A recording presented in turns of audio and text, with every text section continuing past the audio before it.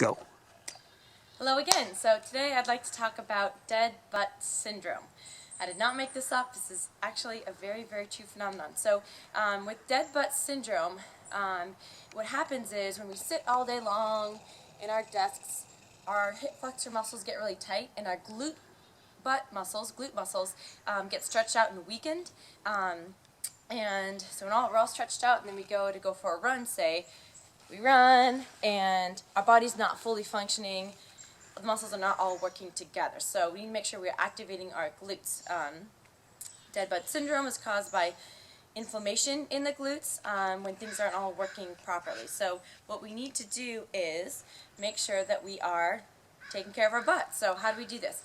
Well, the glutes play such an important role in stabilizing the hip and pelvis that we need to make sure that we are stretching out the spots that are really tight from sitting all day long and then strengthening the spots that are all loosened and weak from sitting down all day long. So there are lots of strengthening exercises. We can go over those in a minute, but also remember that if you get deep tissue massage, that can help bring blood to the area and break up scar tissue. And then I mentioned stretching, so a couple of stretches include a hip flexor stretch. So take a big step back with, say, your right leg, and then put your arm up on the right side and get a good stretch right here, kind of where the belt loop goes. Oh, that feels good. I gotta do the other side. Oh, that feels good. And hold it for a good 20 seconds each side. And then also, you can stretch this region by doing a 90-90 stretch, where you're making two 90-degree angles.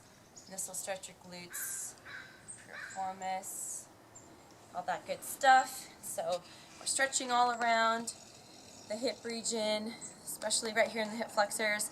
And then for strengthening, one easy one to do, well, I guess it's not necessarily easy, but is to stand on this Bosu ball here. So Bosu stands for both sides up. You can do the blue side or the black side. Stand on one leg and hold. Okay, so if this is hard, great. If this is too easy, then you can close your eyes. And you want to have a little bit of wiggling because that'll activate your glutes. So there's this one. Then there's also just hip extension. So you just stand and bring your leg back, but try to really squeeze your glutes well, and do about 12 to 15 on each side. And then you can also do the clamshells. So also known as Jane Fonda's. You lay on your side like so, and you bring your knees apart, bring them together. You can also do it with your leg straight, like so. Same thing, do about 12 to 15 on each side. A couple more, deep squats. Shoulders back, nice and tall. Feet a little bit wider than hip width apart.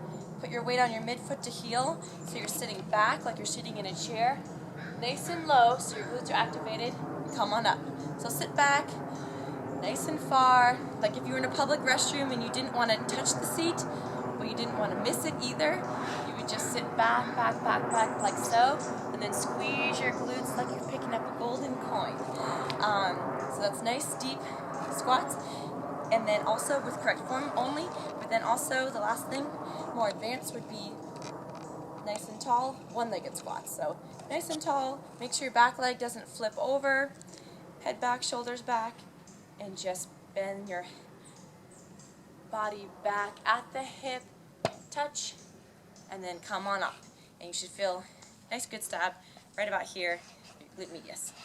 That's all.